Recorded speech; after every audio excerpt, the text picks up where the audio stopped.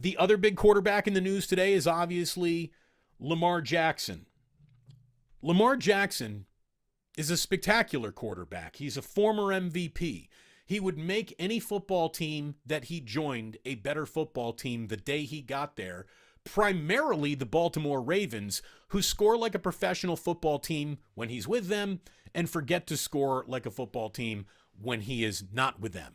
He is the engine that drives the bus. He's the bus driver. He is the seat. He's the upholstery, the wheels, the axles, the front door.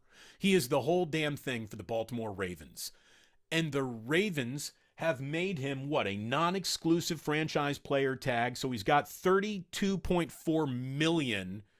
One more year waiting with the Ravens. The non-exclusive tag means he can go on out and negotiate with anyone. There's two things I would like for you to just mentally agree with me on here. Can we all agree that Lamar is a really good quarterback?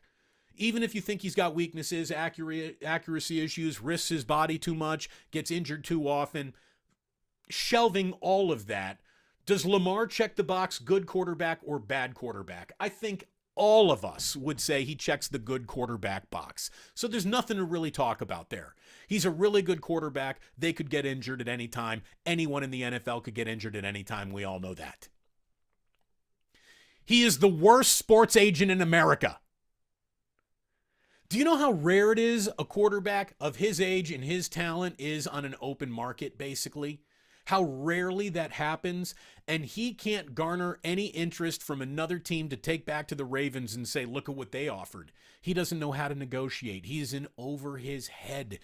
A player who represents himself, short of Richard Sherman at the very end of his career, where the numbers were a lot more feasible and agreeable based on where he is in his career when he signed without an agent with the 49ers on a deal that a lot of people mocked the day that he made it. And then it turned out Richard stayed healthy enough to meet all the accelerators in that deal. And Richard made out really well at the end of his career with the 49ers.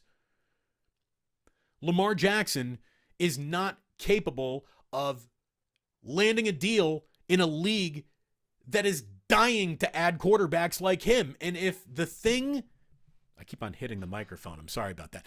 If the thing that is holding him up is his insistence on a 100% guaranteed quarterback deal, ain't going to happen, bro. It's not going to happen. Call it collusion, call it whatever you want. NFL owners don't want that. Jimmy Haslam upset the apple cart when he gave Deshaun Watson a 100% guaranteed deal, and NFL owners don't want that out there. Full stop. End of story. There's nothing to debate. Now, Patrick Mahomes on the open market, you'd have probably every NFL team offering him a 100% deal, but Patrick Mahomes is literally a Greek god among normal mortal men, and as good as Lamar Jackson is, he ain't no Greek god walking amongst normal mortal men.